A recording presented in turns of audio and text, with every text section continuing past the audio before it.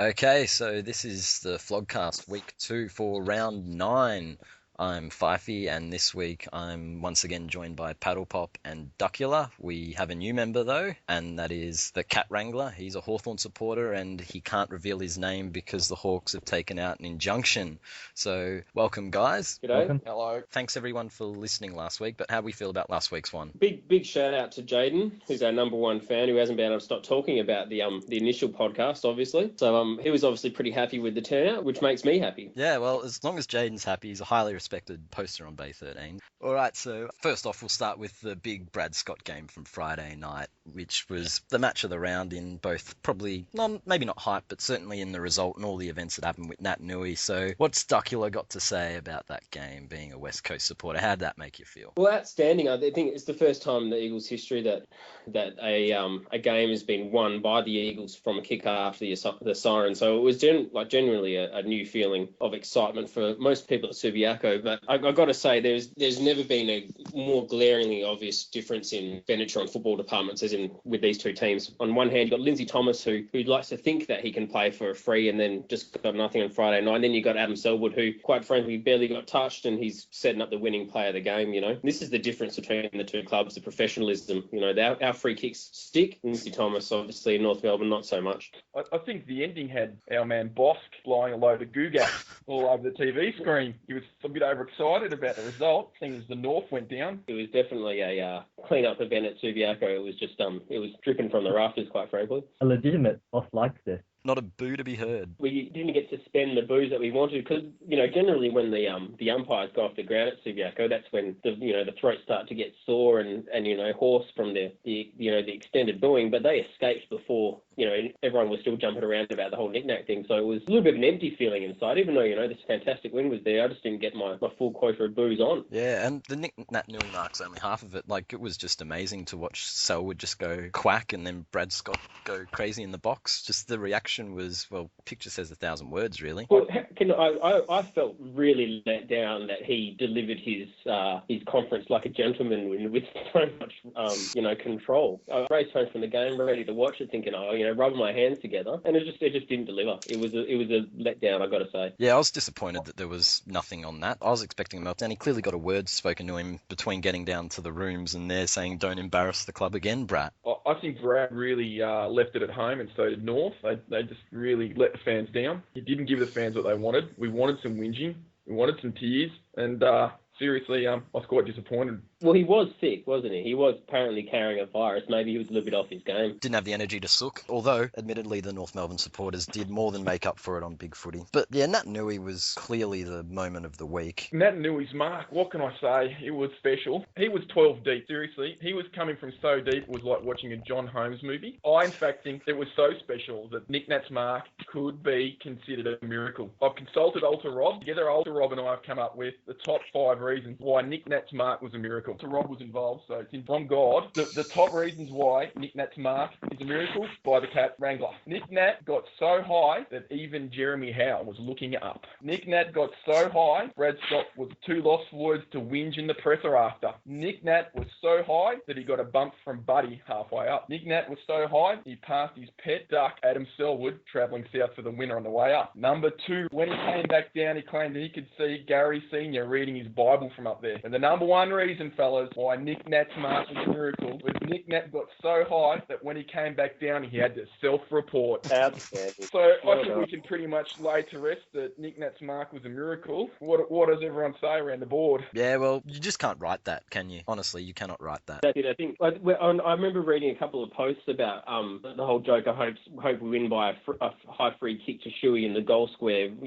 At the very end, and I know that's all just kind of said in jest, but yeah, most definitely, especially after all the whole kind of Majak Door hype all week, and he gets subbed off, and then the free kick is given for a high tackle. It's just Proved miracle. And so the second game was Brisbane-Essendon, which was hilarious on its own. What do you have to say about that one, Paddlepop? Being a Brisbane fan, would have been good to get Crazy Vossi a bit of breathing space. Definitely our best win of the season so far. Even better was the fact that we were wearing our real jumper, the one with the triple premiership line in it, because we've been wearing the Paddlepop all year, and the players clearly show no pride in the Paddlepop. Paddlepop. In round one, we got smashed by the Bulldogs, who haven't even won a game since in the Paddlepop. Then just on the weekend, we beat Essendon, who before that only lost one game, and that was to an undefeated team at the time against Geelong. So it shows that the jumper does have a big impact on team performance, because if the fans can't take pride in the jumper, how do you expect the players to, considering that the fans are the club? I've got to say, though, Paddlepop, that if Hawthorn can manage to win in a camouflage jumper, then surely you can overcome your Paddlepop. Fair point. Well, so far we've only beaten Gold Coast and Melbourne this year. Is this a jumper curse?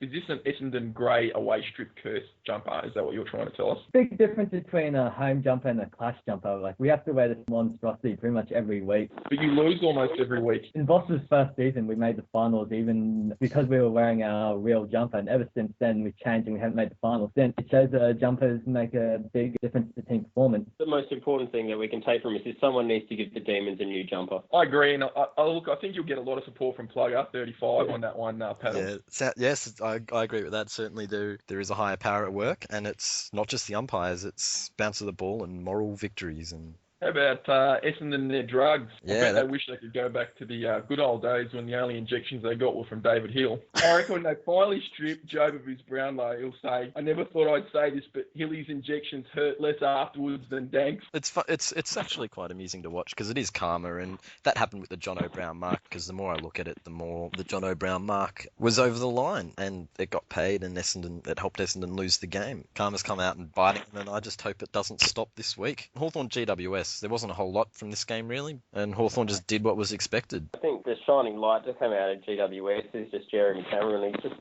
I just love watching him play football. He just puts his body into it and he's exciting. He's got bucket loads of ability, and well, if they hold on to him, they're probably pretty well set for a while. What do we think of Gold Coast Bulldogs? I think Bulldogs are escaping a lot of criticism, luckily right now, with Melbourne being around. I think they're still living off the fact that their prelim success that they had a few years ago is maybe, the upward part of their cycle, and now they're on the downturn. But just for how badly they're going, they're not copying enough shit as they should be. I think it turned this week with them getting beaten by an expansion team like the Gold Coast and Melbourne, actually putting in some effort and putting in a performance of note, whereas the Bulldogs probably didn't and got beaten, which I think that's the difference between the two. The focus will shift for at least a week to the Bulldogs. I think the Melbourne team is a slightly better balance at the moment, and at least they're showing something. I think they're in a darker period, but they might actually improve more quickly. So let's get to Saturday night's two games.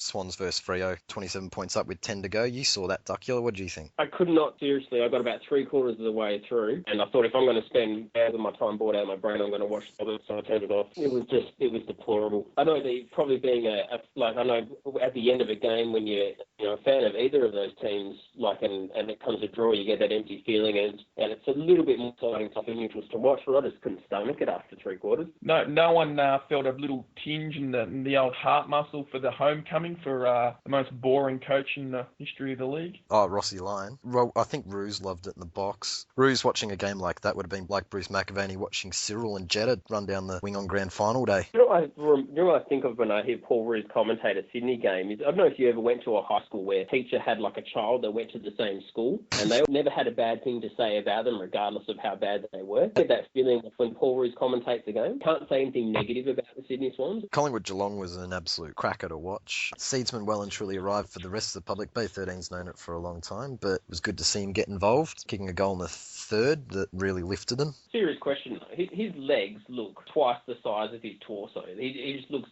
ridiculously like a daddy long leg spider. Hey, I have to give Brian Taylor a whack for mistaking Sam Dwyer for Seed. Surely anyone who follows football at all should know who Seedsman is. It just makes sense that Brian Taylor's 2 steps behind as usual. On the topic of Paul Seedsman, apparently Paul Seedsman is a better player than Thurlow and sexier than Mackie. Well, Mackie stuffed up, letting Cracker waltz across the line while he's too busy pointing to himself on the screen. Yeah, that was fantastic. Yeah, I think Mackie could be a real star if he could actually stop looking at himself on the screen. He'd probably dramatically improve. I think his ego's been inflated by his fan club. I think so. There's a bit too much man love for Mackie on the Bay. One guy in particular. You just got to look at Seedsman, the way he's just copped all that attention and just water off a duck's back. I know, it is a real testament to his character, isn't it? Actually, I think Paul Seedsman needs to ring up Shorty and give him a bit of a thank you, because he could have been the next Shine Makers, but the way he handled that, I was quite jealous.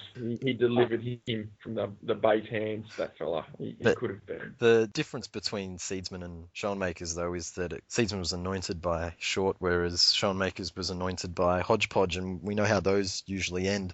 Saying it was a kiss of death if you're anointed by Hodgepodge, that's for sure. Did anyone watch Port and Carlton? No, let's move on from there. Carlton's not worth talking about, surely. Forget them. Mm. No need to talk about them. How about the Tigers? Yeah, Melbourne actually, they went a bit hard. I wasn't a fan of the runner. I thought that was poor form. You don't touch a player no matter what the situation. But yeah, they fought, and we didn't play particularly well. And it was good to see the game being won on the back of probably the two youngest players in the side, Nelson Floston. Actually, look, he's in my dream team, Floston, so I'm not going to say anything about him. But really, I have to back up the Demons runner because honestly, Jake King must have the most punchable head in the AFL right now. So I think he was holding back. I think he should have actually been paid $2,000 for stepping on Jake King as opposed to being fined. But everyone's got one of those players, but I reckon fair's fair. That got to be a player who whacks him, not the bloke who runs messages. They should have probably made the runner captain this week down at Melbourne. They need to sit Jack Watts down and just tell him that's what you got to be like on the field. You got to be prepared to take a whack from Jake King if you're going to stand on his leg, because Jack, he would touch him with his little finger to piss King off. He wouldn't stand on him, that's for sure. You certainly wouldn't take him lightly. I think he handles himself pretty well out there. I thought personally, it was a big day for Melbourne. It was like a bar mitzvah out there on Sunday. It was a big celebration coming of age for some of those young Demons. Clearly their balls finally dropped because they seem to find something that's been missing from the Shemans for so very long, and that's a heart. So they were like unrecognisable almost. They actually even, stood up to the Tigers and didn't let themselves be bullied. Even though they lost on the scoreboard, I thought it showed a good indicator that there was actually something inside the chest. Jack Watts clearly wasn't on the ground, so that probably explains a lot of it. But last game of the round was Adelaide and St Kilda, and umpires. St Kilda are clearly the best team in the competition, and only the umpires are holding them back. St Kilda don't have any duds. It's not their players' fault. It's the umpires looking after the Crows. So I think that the umpires only show up at St Kilda games to give the fans something to talk about. Actually, it's probably part of the entertainment now because St Kilda really are a club going nowhere except for down. So yeah, but their fans don't boo. They need to boo more. Works for West Coast Duckula. Yeah, I know. I think if they need some pointers, then we're always willing to help them out. But yeah, they need to put in a bit more work, I think. Waters came from Perth. He should know all about the booing. I think he holds a special place in most West Coast supporters' heart from being a player that was booed when he was on our team. So he should definitely know a lot about it. But yeah, moving on to probably, at least in his own mind, the biggest football issue of the week. Ricky Nixon, toot, getting drunk again.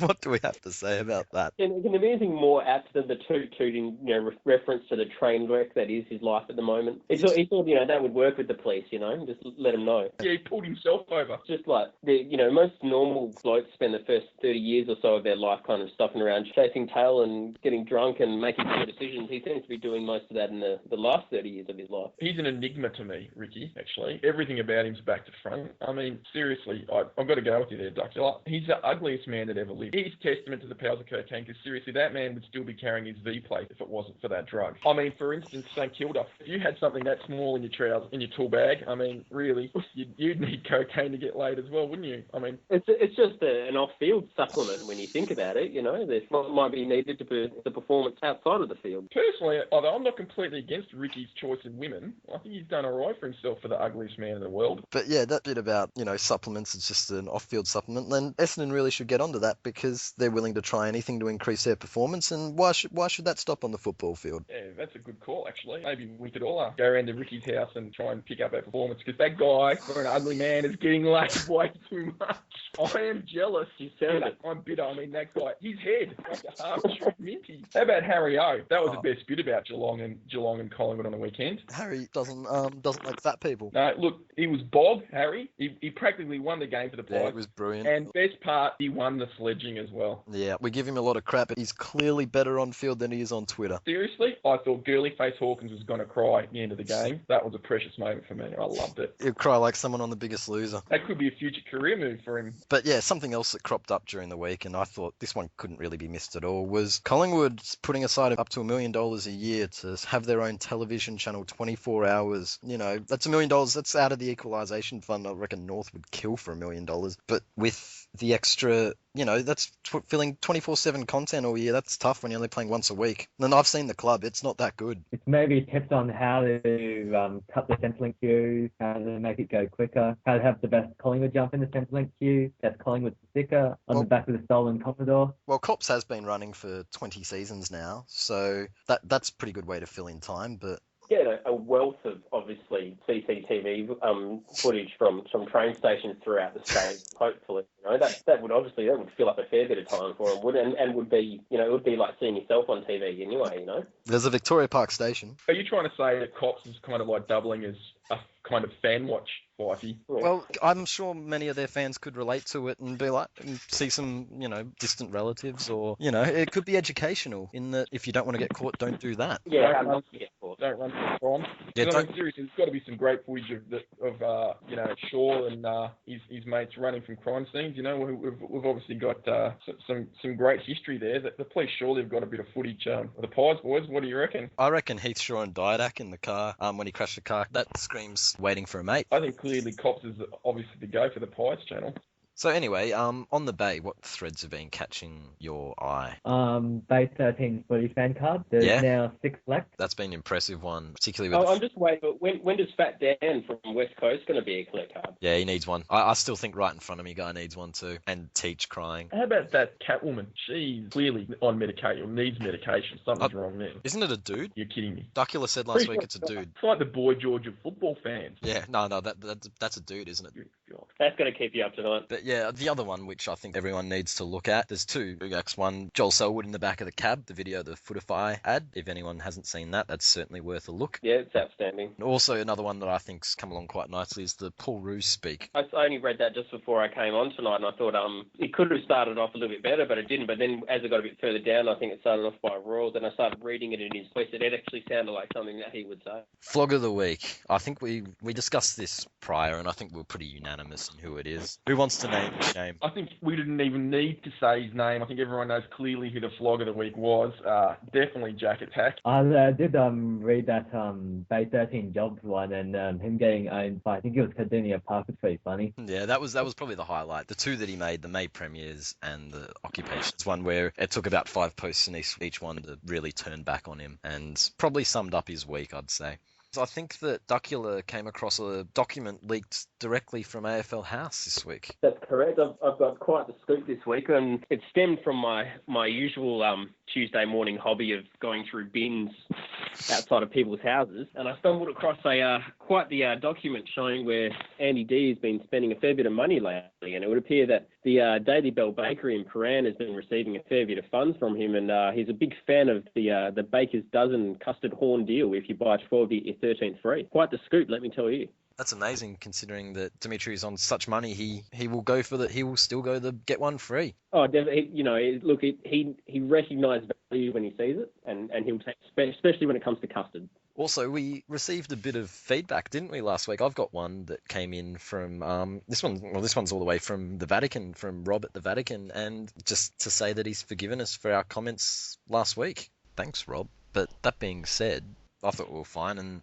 yeah, the fact that he took offence is laughable to say the least. So, looking forward to next week's games, starting with Friday night, Collingwood-Sydney. Pretty good clash. Both teams are similar spots on ladder. Collingwood had a good win last week, and Sydney, chucked it away. Sydney seem to have choked a bit the last couple of weeks. It's at the MCG, so I reckon Collingwood. Sydney are definitely, they're easy draws coming out to get them. I think they're just coasting. They think it's all going to happen when Kurt Tippett comes along. All right, so yeah, Dreamtime at the G. I reckon it's a fantastic event, and it just shows how you can create a blockbuster game purely out of a Saturday night in May every year and just put that on, and that's something clubs should aspire to if they want big crowds and a consistent event. They don't need Anzac Day or Queen's Birthday, Easter Monday or the season opener. Just come up with a solid concept. I agree with you, mate, that the Dreamtime of the G, not only is it something that I feel strongly about and it's genuinely Australian, like an Anzac Day, I'm comparing the two, but it's a football holiday to me as opposed to something running off the coattails of the Anzacs, which, not everyone's comfortable with. So I think you're absolutely spot on. Yeah. I think it's a great thing, and I really love it. I look forward to it every year. As much as Kevin Sheedy, he gets called a maniac, crazy and all that, he actually is good at drumming up big games. I think Maurice Rioli is the greatest Aboriginal player as well of all time. So I think that's a big part. To me, that's a big part of it as well. The way people want to, I guess some people would prefer it shared around, does do a bit of disservice to those who were there earlier and did it. Especially in Essendon's case, although they still have a few Aboriginal players. Sheedy was as good for the cause as any coach has been in the amount that he brought through and nurtured into great footballers just by giving them a chance. You see, that's exactly where I agree with everything you're saying, because that's a fact. Whereas Essendon and Collingwood don't actually have anything to do with Anzac Day. But certainly Richmond and Essendon have everything to do with Indigenous football. Brisbane Lions against Carlton, which will be at the same time as Dreamtime at the G. We will be wearing our Paddlepop jumpers, so I expect Carlton to win by around 5 goals, unless if Jurits starts the thread saying that we will beat Carlton. I like the Lions. I think they're up and about. They're playing with a bit of passion, so they're a chance to beat the Blues. It'll be a good game. North Melbourne Adelaide that Eddie had, they're both at a similar point. Crows haven't performed as expected. I think we can agree on that, even without Tex. And North, possibly the same, but North Melbourne needs to win this. So do the Crows, but if North lose this, I think they lose touch with the top bracket. I think North are going to count for the Crows quite comfortably. Good 6 goals. I think they're going to spread them with their talls down forward. Oh, the Hawks are playing the cold toast, so I don't think anyone actually likes cold toast. So we can give that a big miss. Freo versus Melbourne. I don't think Melbourne have much hope over there. Freo could win that by kicking 1 goal and just pressing all game. That's how that game could go. Still against Bulldogs. Bulldogs after last week, they'll be treating this like a prelim final, which doesn't bode well because they'll probably lose. But it's a big game for them. Bulldogs and St Kilda will be an epic contest. It'll be up there with Bangladesh and Zimbabwe. And Port versus Geelong. Well, I'll be loving it. If Port get up and win, all hell will break loose on the Bay. Well, if they lose. I think Adelaide, if they win and Port lose, I think the Crows just about go past them this week on the ladder. So normality would be restored in South Australia. Either way, the Bay wins. And the last one, GWS West Coast, I don't think there's much to say about that. I think the West Coast will win by a mile. Yep, I agree with that. But yeah, so I think that's everything. Thanks to everyone who listened last week and for those who will listen again this week. I'm Fyfie. I was joined by, once again, Duckula, Paddlepop, and the Cat Wrangler. Thanks for being with us again, guys. It's fantastic Thanks for having me. I'd like to thank Andy D's Baker for the custard. Outstanding.